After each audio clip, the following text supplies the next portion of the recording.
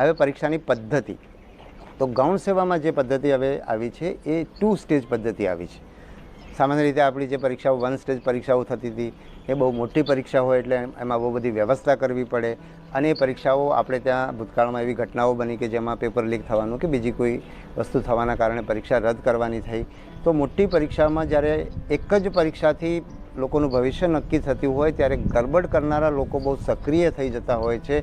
એ ધારણાને આધારે હવે મારું એવું માનવું છે કે એ ધારણાના આધારે ગૌણ સેવાએ એવો વિચાર કર્યો છે કે આપણે 2 સ્ટેજમાં પરીક્ષા લેવી. એટલે જે બીજા નંબરની પરીક્ષા છે કે જેમાં સંખ્યા ઘણી ઓછી હોય છે એની અંદર વ્યવસ્થા વધારે સારી રીતે કરી શકાય, કે જેમાં લોકોની એ પરીક્ષામાં પાસ થવું કે ન થવું એના આધારે નોકરી મળે છે.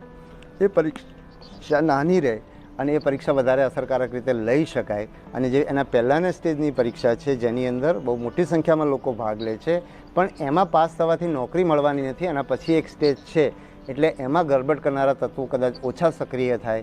આ ધારણા ઉપર મને લાગે છે કે આ નિર્ણય કરવામાં આવ્યો છે અને બહુ સારો નિર્ણય છે, અને એનો અમલ કર્યા પછી આપણને વધારે એમાંથી શીખવાનું મળશે. પણ બહુ સમજી વિચારીને અત્યારે કર્યો છે ને મને લાગે છે કે એમાં સારા પરિણામ જ આવશે. તો વિદ્યાર્થીઓનો પ્રશ્ન એ હતો કે લોકરક્ષકમાં આવું થશે કે કેમ, તો ફાઇનલી તો સરકાર જ નક્કી કરશે. પણ મને સમજાય છે ત્યાં સુધી હું એવું કહીશ કે આ એક સ્ટેજની પરીક્ષા 2 સ્ટેજવાળી પરીક્ષા કરવા માટે કરવામાં આવી છે. જ્યારે લોકરક્ષક અને પીએસઆઈની પરીક્ષા અત્યારે પણ 2 સ્ટેજની પરીક્ષા છે, એટલે કદાચ એમાં ફેરફાર કરવાની જરૂરિયાત ઊભી નહીં થાય. અને એમાં જે સેકન્ડ સ્ટેજની જે લેખિત પરીક્ષાઓ છે જે આપણા માટે બહુ જોખમી થઈ જાય છે એ પરીક્ષાઓ નાની સંખ્યામાં લેવાની થતી હોય છે, એટલે કદાચ એમાં બહુ ફેરફાર નહીં થાય એવું મારું માનવું છે. પણ અલ્ટિમેટલી એ નિર્ણય સરકારનો છે.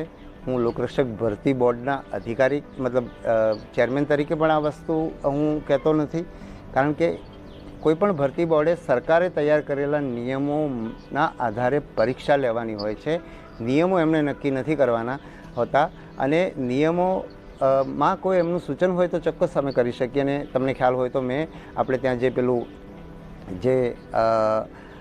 જે ફિઝિકલ શારીરિક કસોટીમાંથી ટોપ 8 ગણા કે 15 ગણા લોકોને જ આપણે લોકરક્ષકને લેખિત પરીક્ષા આપવાની જોગવાઈ હતી.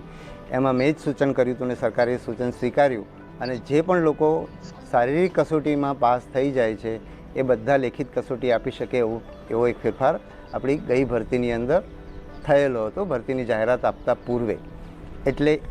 એટલે ભરતી બોર્ડની ટૂંકમાં હું આ વાત ફરી એટલા માટે કહી રહ્યો છું કે હું આ જે વાત કરી રહ્યો છું એ કોઈ આધારભૂત માહિતી નથી. એટલે એના આધારે તમે મતલબ એવી અપેક્ષા નહીં, એટલે એ કોઈ આધારભૂત માહિતી નથી. હું મારી સમજ તમારી સામે રજૂ કરી રહ્યો છું. તમે બધી માહિતીના આધારે તમારો પોતાનો નિર્ણય કરજો. હવે રહી વાત કોમન ઉમેદવારોની, તો કોમન ઉમેદવારોની રજૂઆત એવી છે, એવું હું ઘણીવાર સાંભળું છું કે તમે બધા પરીક્ષા પરિણામો બહુ વહેલા આપી દીધા, એકસાથે આપી દીધા એટલે અમે બધા રહી ગયા. તો મારે એમ કહેવું છે કે એ વાત સાચી નથી. આ પરીક્ષામાં કોઈ વેઇટિંગની જોગવાઈ હતી નહીં, એટલે પીએસઆઈમાં કોઈ જગ્યા ખાલી પડે છે તો એ ખાલી રાખવાની જે જોગવાઈ હતી એમાં કોઈને બીજાને લેવાની જોગવાઈ નહોતી. અને જે કોમન ઉમેદવારો માગણી કરી રહ્યા છે કે અમને વેઇટિંગ ઓપરેટ કરો અને અમને આમાં જગ્યા આપો, તો એમનો આ પરીક્ષામાં એ પાસ નથી થયા, એટલે એમનો આ પરીક્ષામાં કોઈ અધિકાર નથી બનતો. આપણે એમના માટે હમદર્દી સરકારે રાખીને હમદર્દી રાખી શકાય, બરાબર છે. અને આપણે એટલે જ એ હમદર્દીના ભાગરૂપે જ આપણે આનું પરિણામ જાહેર કર્યું. એ પહેલાં કોમન ઉમેદવારો માટેનું એક વિડ્રો કરવા માટેની જે એક આપણે તક આપેલી, અને વિડ્રો કરવાના કારણે મને લાગે છે કે 350 પોણા 400 જેટલા લોકોને આપણે આમાં સમાવી શક્યા. અને કોઈ એવું કહેતું કે હવે બહુ મોટી સંખ્યા બાકી છે, તો એની સાથે પણ હું સંમત નથી. મારી દૃષ્ટિએ 350-400 લોકો વધીને 400 લોકો, 400થી બહાર આંકડો ના જવું જોઈએ એવું મારું માનવું છે. પણ હું કોઈ ડેટા એનાલિસિસ કરીને એના આધારે આ વાત કરતો નથી. પણ આટલા લોકોથી વધારે કોમન ઉમેદવારો નથી. અને પરીક્ષાની જે જાહેરાત પડી એમાં માત્ર જે લોકો પાસ થાય અથવા જેટલી જગ્યાઓ છે એટલા જ ઉમેદવારો લેવાની જોગવાઈ હતી, અને એક જ વાર લેવાની જોગવાઈ હતી. એનો કોઈ વેઇટિંગ ઓપરેટ કરવાની જોગવાઈ નહોતી. એટલે એમનો આ અધિકાર બનતો નથી. એમને સરકારે જે અગાઉ મેં કીધું એમ આપણે જે એક તક આપી અને વિડ્રો કરવા દીધું એના કારણે 350 પોણા 400 લોકોને નોકરી મળી, તો એ એક બોનસ છે વિદ્યાર્થીઓ માટે.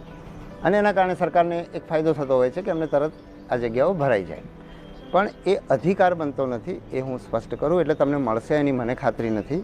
અને જે રીતે તમે લોકો માગણી કરી રહ્યા છો એ રીતે મારી હમદર્દી હવે તમારી સાથે હોવાની જગ્યાએ ભવિષ્યની ભરતીમાં આવનાર ઉમેદવારો તરફ છે. મારે સાચી વાત તમને કહેવી જોઈએ કે જે રીતે તમે એને અધિકાર તરીકે જતાવી રહ્યા છો અને તમને અન્યાય થઈ રહ્યો છે એ રીતે જતાવી રહ્યા છો, તો હું એમ કહીશ કે તમને તમારા માટે પૂરેપૂરી હમદર્દી છે. તમારી જગ્યાએ હું પણ જો બોર્ડર ઉપર હોઉં તો મને પણ એમ થાય કે નોકરી મળે. પણ તમે જે રીતે કરી રહ્યા છો એ પ્રમાણે મારી સહાનુભૂતિ તમારા માટે ઓછી થતી જાય છે. અને મને એવું થાય છે કે અત્યારે તમને 300 જણને કે 400 જણને નોકરી આપીએ એના કારણે છે આવતા વર્ષમાં કે ગમે ત્યારે લોકરક્ષકની જે જાહેરાત આવવાની છે એ જે ઉમેદવારો છે એ ઉમેદવારોની તક એટલી ઓછી થાય છે. એટલે આપણે એ રીતે સમજવું પડશે કે તમને જે, અને કોઈ પણ પરીક્ષાની અંદર અથવા કોઈ પણ ભરતીની અંદર ભરતી જાહેર થયા પછી નિયમોમાં ફેરફાર કરવો જોઈએ નહીં. અને ઘણા બધા સુપ્રીમ કોર્ટના એવા જજમેન્ટ પણ છે કે પાછળથી ફેરફાર કરો છો ત્યારે તમે કોઈકને ફેવર કરી રહ્યા છો. એટલે વેઇટિંગ હોવું જોઈએ એવું હું પણ માનું છું.